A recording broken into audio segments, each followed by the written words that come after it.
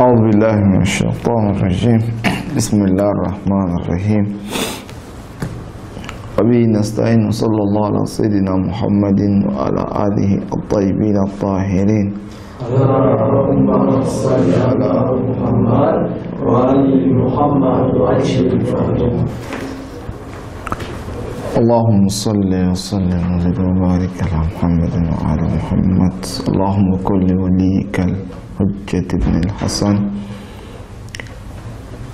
صلواتك عليه وعلى آبائه في هذه الساعة وفي كل الساعة وليا وحافظا وقائدا وناصرا وذليلا وعينا حتى تسكنه أرضك توعى وتمتعه فيها طويلا برحمتك يا أرحم الراحمين. Dans notre précédent cours, nous parlions de la prophétie en tant qu'une grâce divine. En arabe, la grâce divine est dit al-lutf. Nous disions que la prophétie est en fait une grâce ou bien une miséricorde d'Allah subhanahu wa ta'ala, étant donné que l'être humain, de par sa nature, a l'instinct en lui, il a aussi la colère. Et au-delà de ces deux éléments, il y a la raison qui est le maître, qui est l'arbitre, qui devra, n'est-ce pas, diriger la passion et orienter également la colère, n'est-ce pas, de l'être humain, l'orienter en fait. Et l'être humain, comme vous le savez naturellement, l'être humain aime trop transgresser. On dit l'homme devient rebelle dès qu'il se croit dans l'autosuffisance. Il dit l'âme de l'homme l'incite au mal. Ceci étant, il a besoin d'une personne pour, n'est-ce pas, l'orienter, le guider et l'envoyer vers Allah subhanahu wa ta'ala, c'est-à-dire l'aider afin de pouvoir ordonner ou bien de pouvoir établir l'ordre, n'est-ce pas, entre l'instinct et la colère de l'être humain.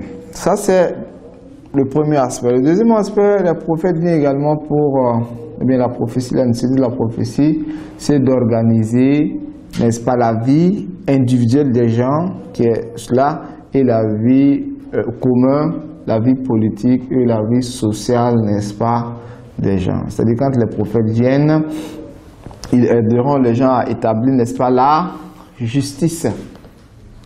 Donc, Allah subhanahu wa ta'ala voudrait qu'il y ait la justice. L'être humain, de par sa nature, transgresse. Alors, si l'être humain transgresse, on a besoin des personnes qui sont exemplaires, qui sont modèles, pour pouvoir aider les gens à se retourner vers Dieu, à établir, n'est-ce pas, la justice. L'homme a toujours besoin d'un coup de pouce. Il y a une certaine problématique qu'on peut poser. Cette problématique-là se trouve, dans la nécessité de l'imam et dans la nécessité également de la prophétie. Qu'est-ce que cela dit? Cela dit que pourquoi est-ce que nous disons que la prophétie est une lutf, est une grâce de Dieu?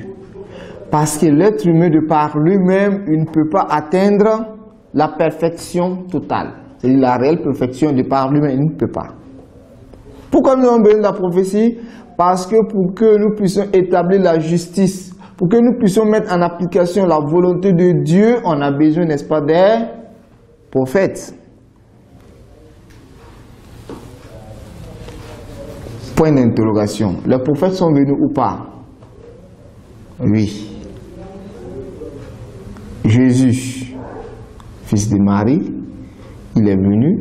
Son objectif c'était quoi? Établir la justice. Guider les brebis égarées de la famille d'Israël. N'est-ce pas? Est-ce qu'il a pu faire? Non. Jésus a été châtié, Jésus a été torturé, n'est-ce pas? Donc, le fait de dire que la venue des prophéties est une grâce, pourquoi? Parce qu'ils viennent aider les gens en les orientant, afin qu'ils puissent guider bien, n'est-ce pas, leur passion, orienter bien leur passion, orienter, n'est-ce pas, leur colère, afin qu'ils puissent établir la justice, n'a pas eu lieu au temps de Jésus, fils de Marie.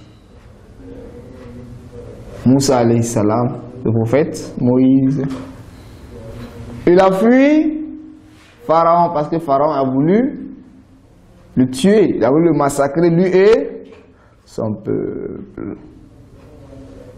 Donc c'est comme si ceux-ci n'ont pas réussi à leur mission. Le prophète est venu pourquoi? On dit c'est nécessaire à cause de cela.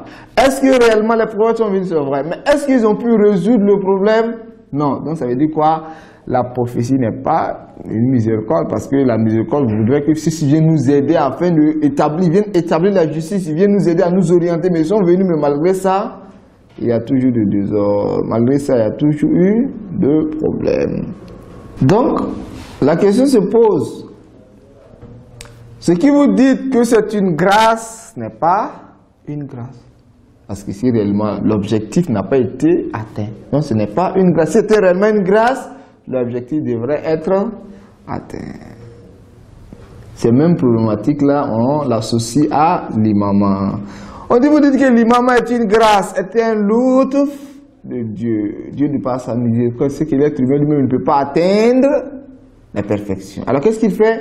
Il envoie des imams.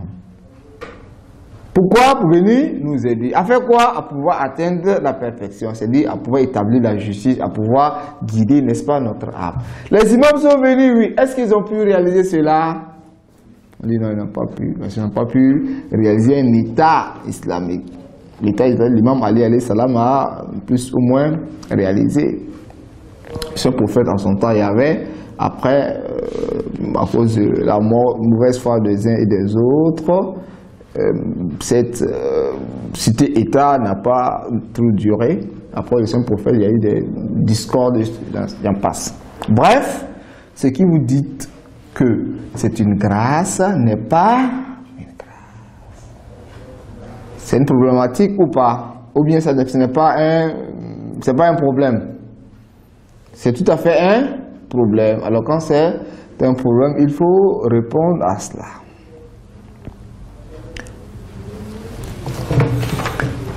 En fait, c'est un sujet compliqué, mais pas aussi compliqué que cela.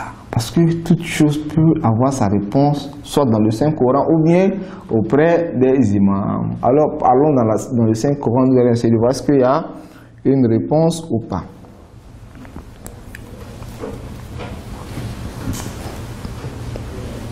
Dans le Saint-Coran, il y a un verset qu'à chaque moment nous avons eu à réciter. Le verset dit ceci, c'est nous qui avons envoyé nos prophètes avec les livres, évidemment, le bayinat. Quand ils nous ont envoyé avec comment on appelle, les preuves évidentes, afin que les gens puissent établir la justice. Afin que les gens puissent établir la justice. Alors, nous disons, est-ce que le fait qu'Allah subhanahu wa ta'ala envoie un prophète, la présence même du prophète, c'est une miséricorde ou non? C'est une miséricorde. Parce que dans un passage dans le Saint-Coran, Allah subhanahu wa ta'ala dit que lui il ne châtie pas un peuple, tandis que le Saint-Prophète Mohammed fait partie d'eux. Donc sa personne même est une miséricorde. C'est pas le fait même qu'il nous envoie, il nous appelle, n'est-ce pas, à l'unicité. C'est pas cela, sa personne, mais le fait qu'il soit parmi nous est une miséricorde. Parce que grâce à cela, Allah subhanahu wa ta'ala ne nous châtiera pas. Et Dieu ne nous châtierait pas tandis que nous sommes en train de faire des istighfar. Donc deux grâces que Allah subhanahu wa ta'ala nous a octroyées, ces deux grâces-là pourront nous préserver d'être châtiés par Allah subhanahu wa ta'ala. La présence physique du Saint-Prophète Mohammed, 1. 2. C'est quoi? Le fait que nous disions Astaghfirullah, le istighfar. Donc, la présence même du prophète ou de l'imam est une grâce. Ça, c'est 2. Le fait que l'imam accepte l'imam, ou le prophète dit, bon, j'accepte d'être prophète. C'est une autre grâce. Parce que si on devrait envoyer tout le monde, puis chacun dit que, bon, je ne suis pas prêt pour être imam, je ne suis pas prêt pour être imam. En fait, c'est des suppositions, parce que quand Dieu décrète, tu ne peux pas refuser. Le fait que l'imam soit imam, et on est un imam, on est un prophète, c'est une grâce. Le fait que le prophète accepte d'être prophète également est une autre grâce. 3e, le fait que les hommes acceptent de suivre le prophète est une autre grâce. Maintenant, si on refuse, cela voudrait dire que ce n'est pas une grâce. Je ne sais pas si on se veut comprendre. Le fait que le prophète vienne, c'est une grâce. Le fait qu'il accepte d'être prophète, c'est une grâce. Le fait que nous, on accepte de suivre le prophète est une autre grâce. Mais c'est nous qui avons refusé de le suivre. Ce n'est pas parce qu'on a refusé de le suivre que ce n'est pas une grâce. Ça va? C'est-à-dire, actuellement, moi, j'ai faim. Je veux manger. J'ai besoin de la nourriture pour manger. N'est-ce pas? Une personne, un bienfaiteur, vient avec de l'eau. La présence de l'eau devant moi, c'est une grâce. Le fait que celui-ci ait la bonne foi de vouloir me donner également est une autre grâce. Parce qu'il pouvait venir avec de l'eau, je vois de l'eau, je suis content, mais je ne vais pas boire. L'intention qu'il a eue également pour me donner de l'eau est une autre grâce. Il me donne, je dis, je ne veux pas boire. Et puis je meurs avec la soif. Qui s'est tué lui-même? C'est moi. C'est pas parce que moi j'ai refusé que ce n'est pas une grâce. Donc le fait que la prophétie devienne une grâce, c'est vraiment une grâce. Mais c'est les gens qui devraient aider les prophètes en appliquant, n'est-ce pas, la justice. Parce que le prophète vient te proposer, veux-tu réussir réellement? Ok, si tu veux réussir, voilà en fait les voies à suivre pour pouvoir réussir. Maintenant si moi je refuse, c'est parce que moi j'ai refusé que ce n'est pas une grâce? Non. Parce que toi, ton refus n'a pas d'influence sur le message. Le message est un message. Le message est une miséricorde. Le message est bon, même si moi je refuse. Donc le fait que le peuple, le fait que les gens refusent d'aider les prophètes pour pouvoir établir la justice ne voudrait pas dire que la venue des prophètes n'est pas une grâce. Le fait que moi je refuse de suivre l'éducation d'un prophète ne veut pas dire que la venue du prophète n'est pas une grâce. Allah a fait son devoir, c'était de nous enseigner. Parce que nous, par notre propre raison, on ne peut pas atteindre toutes, n'est-ce pas, les réalités. Donc on a besoin d'un coup de pouce. Dieu nous a donné cela. Les prophètes également ont accepté. Ils sont venus nous proposer. Donc tout ça, tous ces processus-là, ce sont des grâces. Et nous, est-ce que nous avons fait notre devoir? Non. Ce n'est pas parce que nous n'avons pas fait notre devoir, ce qui voudrait dire que ce n'est pas en fait une grâce. Quand nous allons aborder la question de l'imam, je crois que là-bas, on va essayer de mieux traiter, n'est-ce pas, la question là-bas. Donc, c'est comme ça que nous avons évolué. L'être humain, de par sa raison, il ne peut pas seulement, de par sa raison. Pourquoi? Parce que la raison de l'être humain est appelée à quoi? À être le juge ou à pouvoir orienter entre deux choses. Hein? C'est une balance entre la passion de l'être humain et la colère. Comment diriger, n'est-ce pas, cela? Alors la raison seule ne peut pas. Pourquoi? Parce que nous constatons des personnes actuellement, quand bien même qu'elles sont scientifiques, mais c'est elles qui fabriquent des engins, des bombes de destruction massives. Pour faire quoi? Pour que des peuples puissent s'entretuer. On vend à deux peuples, de l'autre côté on vend, de l'autre côté on vend pour qu'ils puissent s'entretuer. Et puis on crée également les conflits. On crée les conflits, pourquoi? Pour pouvoir s'enrichir. Cela existe, on crée souvent même les maladies et on crée également le remède. C'est comme le virus, n'est-ce pas, dans les ordinateurs. On crée les virus et puis on crée les antivirus.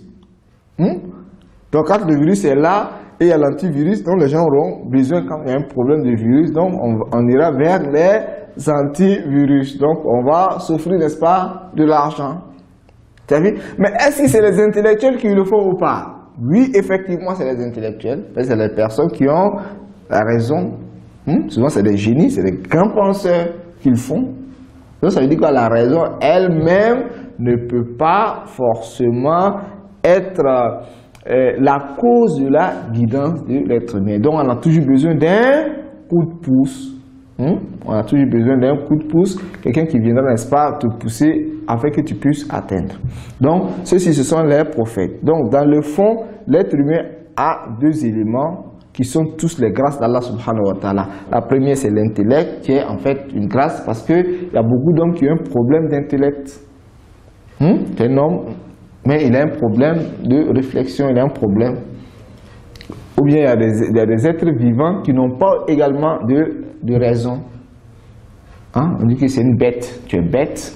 C'est comme si c'est comme une personne qui ne réfléchit pas. Donc on a toujours besoin de ces prophètes-là qui viennent diriger, donner plus de directives, n'est-ce pas, à la raison. Ils ne viennent pas imposer à la raison.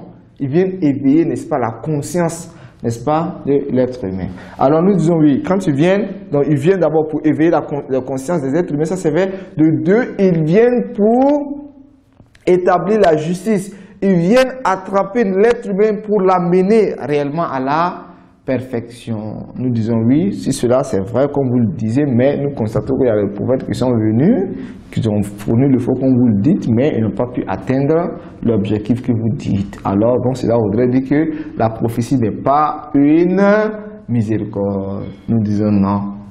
Le fait que le prophète vienne, c'est une miséricorde, n'est-ce pas? Donc le fait que Dieu envoie un prophète, c'est une miséricorde. Le prophète accepte, c'est également une autre miséricorde. Le fait que l'être humain accepte de suivre le prophète est une autre miséricorde. Mais c'est nous qui avons refusé. Donc le refus de l'être humain ne voudrait pas dire que ce qui Allah subhanahu wa ta'ala détermine n'est pas en fait une miséricorde. C'est tout à fait une miséricorde. Alors si cela est compris, alors nous allons essayer d'appliquer. Je ne sais pas si on pourra terminer, mais essayer d'appliquer, voir réellement qu'est-ce qui est dit ici. S'il y a des choses à ajouter, à diminuer, nous allons essayer de voir. Le temps. Le temps. Ok. L'homme est un être étrange. L'homme est un être étrange, sa condition est surprenante et sa création sur les plans de son corps, de son âme et de son intellect est très mystérieuse et déconcertante. En fait, chaque être humain a été créé sous une forme particulière et avec des caractéristiques spéciales. Il possède de telles tendances innées qu'elle le conduit aussi bien vers le mal que vers le bien. Donc l'être humain a cette disposition de pouvoir faire, n'est-ce pas, le bien et le mal. Si Dieu n'avait pas donné la possibilité à l'être humain de faire le bien et le mal, cela aurait été une injustice.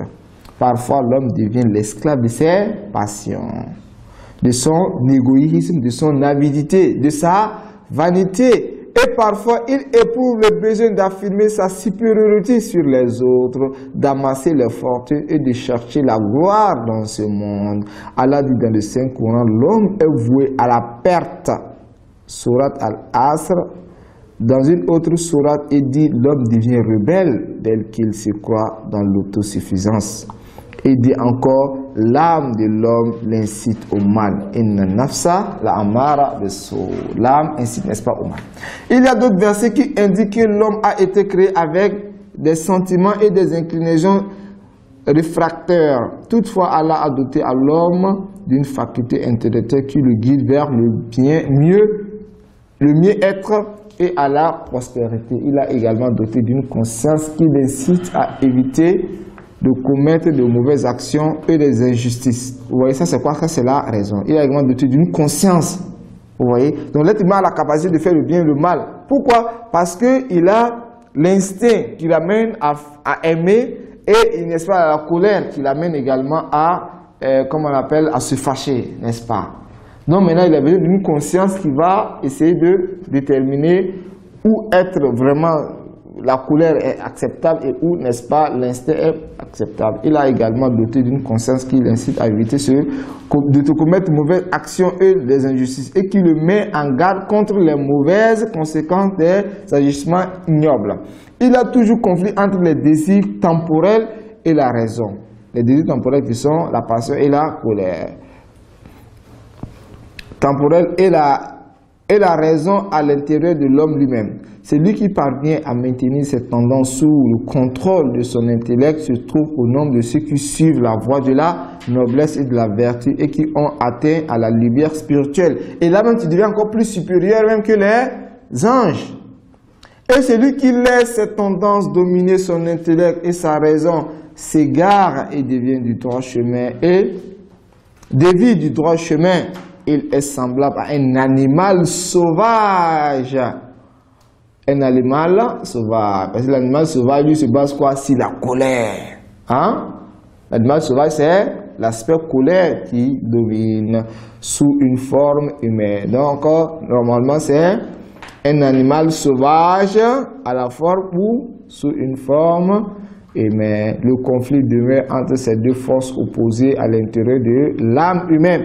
Celui dont la raison l'emporte sur la passion se trouve parmi les gens les plus élevés sur le plan de leur position, les mieux dirigés sur le plan de leur humanité et les plus parfaits sur le plan de leur spiritualité, alors que celui dont la passion a raison de lui descend parmi ceux qui se trouvent à la plus basse position et qui ont dégradé sur le plan humain au niveau des bestiaux. Ainsi, le résultat de la soumission d'un homme à ses passions et à l'égarement et à l'abandon du droit chemin de la guidance, et il est tel que le décrit le Saint-Coran dans le verset suivant. Ô prophète, quoi que tu fasses, la plupart des gens ne croiraient pas. Quoi que tu fasses, la plupart, parce que les gens ont une volonté ou bien cette prédisposition d'accepter ou de refuser. En outre, l'homme n'est pas en position de distinguer ce qui est bénéfique de ce qui est nuisible pour lui, ni de connaître les causes de la prospérité ou de son infortune. C'est-à-dire ici, ce n'est pas forcément la cause, mais il ne peut pas savoir toutes les causes. C'est pas parce qu'on ne peut pas dire que de manière absolue, l'être humain ne peut pas connaître. Mais il y a des causes, c'est-à-dire de manière général, il y a d'autres causes qu'il peut, mais il y a d'autres causes qu'il ne peut pas atteindre de par sa raison. Car en raison de son ignorance des choses qui l'entourent de tous côtés et des choses qu'il a lui-même inventées, il est ignorant des réalités. Il ne peut comprendre les choses qui le concernent directement, ni n'est au courant des choses qui sont au courant des choses qui ont des effets généreux sur l'humanité et la société. Puis il essaie d'approfondir une chose, plus il se rend compte de l'étendue de son ignorance. L'homme a donc un besoin spirituel de quelqu'un qui lui montrera la voie de la prospérité et de la guidance. Vous voyez, d'abord on parle ici d'être humain, il y a la passion, il y a la colère qui peut faire toutes choses ce qu'il veut, et il y a un élément qui est là, qui est, n'est-ce pas, la raison, qui devrait le guider.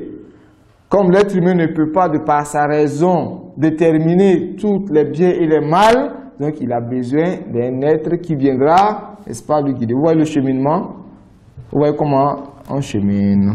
L'homme a donc besoin spécieux de quelqu'un qui lui montrera la voie de la prospérité, de la guidance, afin de pouvoir, grâce à son orientation éclairée, diriger son intellect et vaincre les mauvaises intentions qui l'habitent lorsqu'il se trouve en proie au conflit entre sa raison et ses tentations.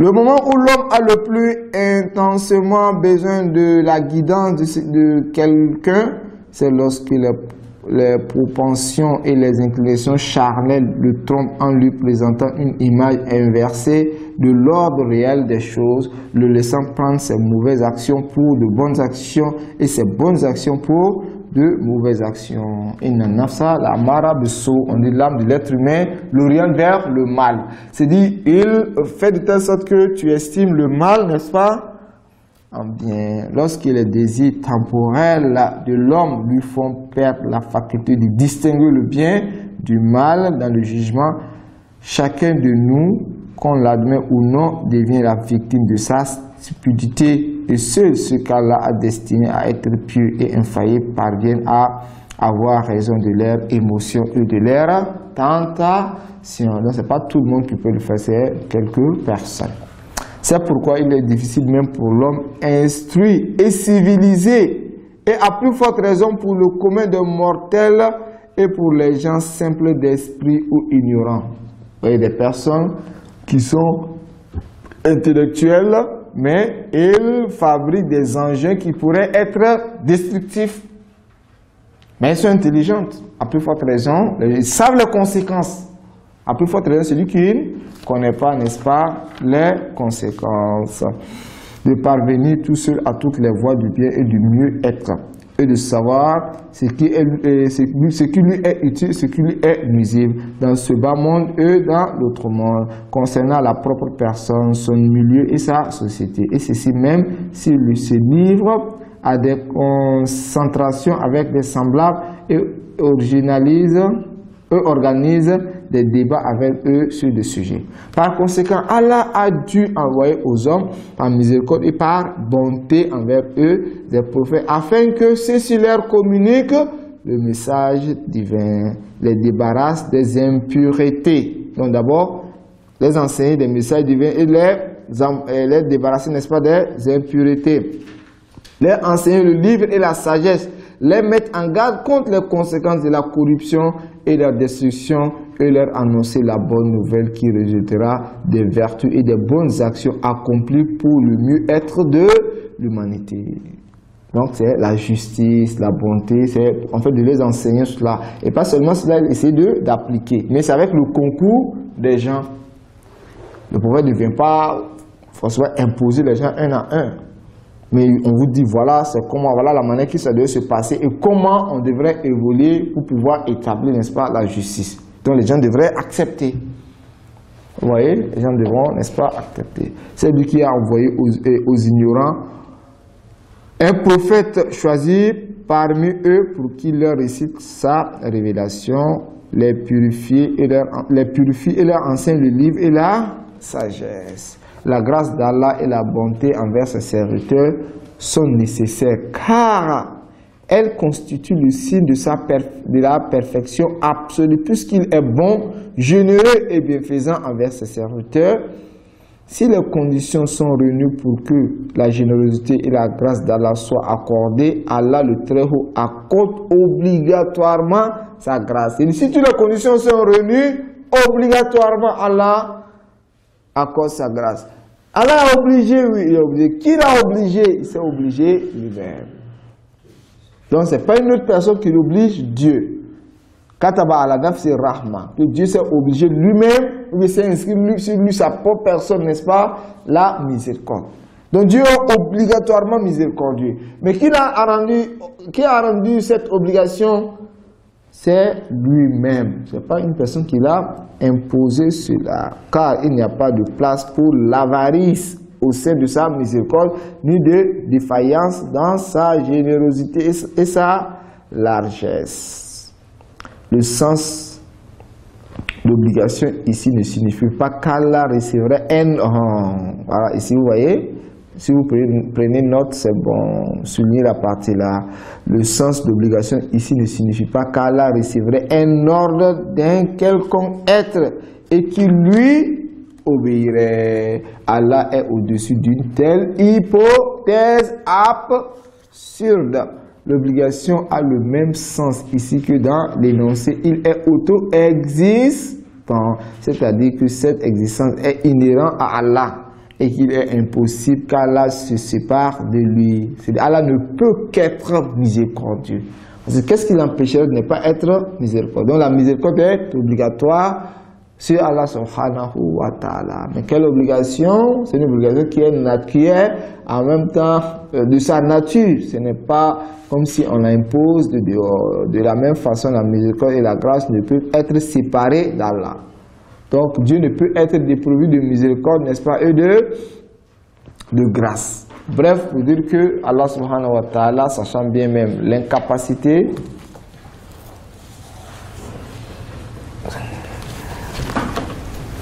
Allah subhanahu wa ta'ala concernant sachant n'est-ce pas l'incapacité de l'être humain, lui est demandé de suivre les prophètes afin que les prophètes puissent les orienter vers Allah subhanahu wa ta'ala, les orienter vers la perfection, parce que la vraie perfection c'est Dieu. Donc sur ce, salam alaikum wa rahmatullahi wa barakatuh.